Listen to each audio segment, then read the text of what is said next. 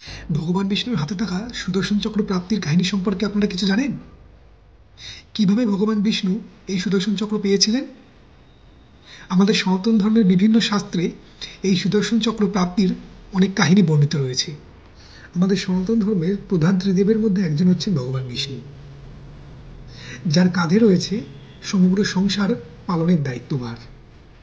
যিনি অধর্মের বিনাশ ও ধর্মের প্রতিষ্ঠার জন্য সৃষ্টির আদি থেকে যুগে যুগে বিভিন্ন অবতার ধারণ করে অনেক বলশালী অসুর এবং দৈত্যদের সংহার করেছেন। এরকমই একবার ব্রহ্মার বলে বলিয়ান মহাবলশালী দৈত্যরাজ জনকের অত্যাচার ও অধর্মের হাত থেকে সংসারকে রক্ষার জন্য ভগবান বিষ্ণু দিব্যাস্ত্র সন্ধানে ভগবান মহাদেবের শরণাপন্ন হন।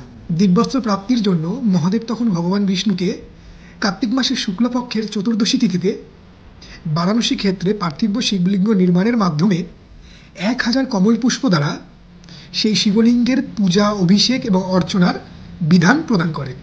এরপর ভগবান মহাদেবের বলা বিধান অনুযায়ী ভগবান বিষ্ণু কার্তিক মাসের শুক্লপক্ষের চতুর্দশী তিথিতে ব্রাহ্ম মুহূর্তে মণিকর্ণিকা ঘাটে স্নানপূর্বক কাশীতে মৃত্তিকা দ্বারা একটি পার্থিব শিবলিঙ্গ নির্মাণ করেন এবং 1000 কমল পুষ্প দ্বারা সেই পার্থিব শিবলিঙ্গ পূজার সংকল্প করেন। কিন্তু আগে থেকেই মহাদেব ভগবান বিষ্ণুর পরীক্ষা নেওয়ার জন্য সেই 100 কমল পুষ্প থেকে একটি পুষ্পকে সরিয়ে নেন। এরপর একে একে ভগবান বিষ্ণু 999টি কমল পুষ্প শিবলিঙ্গে অর্পণ করার পর যখন তিনি একটি কমল পুষ্প কম দেখতে পান এবং তিনি মনে মনে সংকল্প ভঙ্গের এবং পূজা অপূর্ণতার চিন্তায় বিষণ্ণ হতে থাকেন, তখন তিনি তার পূজা সংকল্পকে সম্পূর্ণ করার জন্য নিজের কমল পুষ্প স্বরূপ একটি নেত্রকে ভগবান শিবের লিঙ্গে অর্পণ করবার সিদ্ধান্ত নেন। এভাবে ভগবান বিষ্ণু 100 পদ্মফুলের দ্বারা ভগবান মহাদেবের লিঙ্গ পূজা এবং তার সংকল্প সম্পূর্ণ করেন।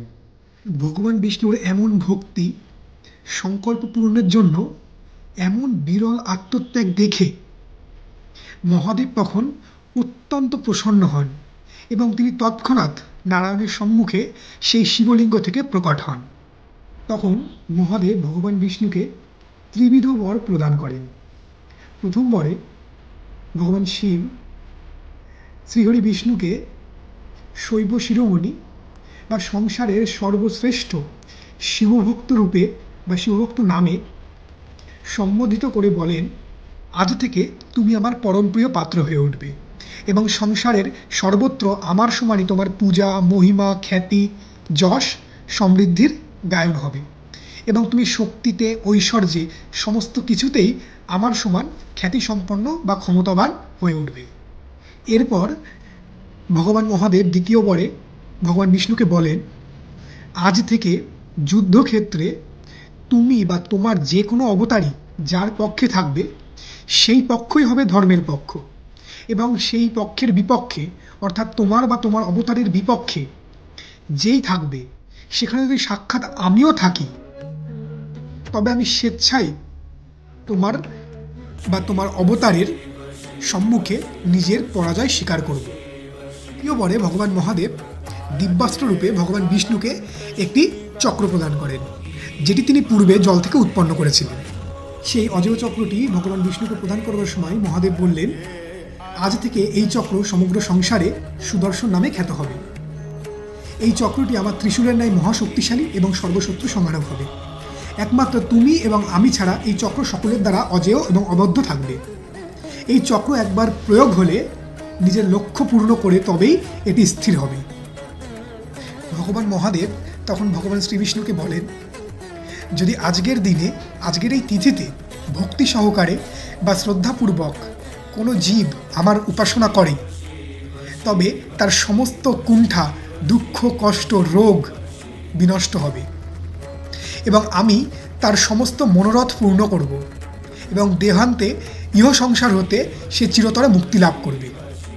এই বলে মহাদেব অন্তর্ধান হলেন এবং ভগবান বিষ্ণু মহাদেবের প্রদত্ত সেই দিব্যাস্ত্র সুদর্শন চক্র দ্বারা জড়ক নামক দৈত্যরাজকে সংহার করলেন এবং সংসারে পুনরায় ধর্মের প্রতিস্থাপন করলেন।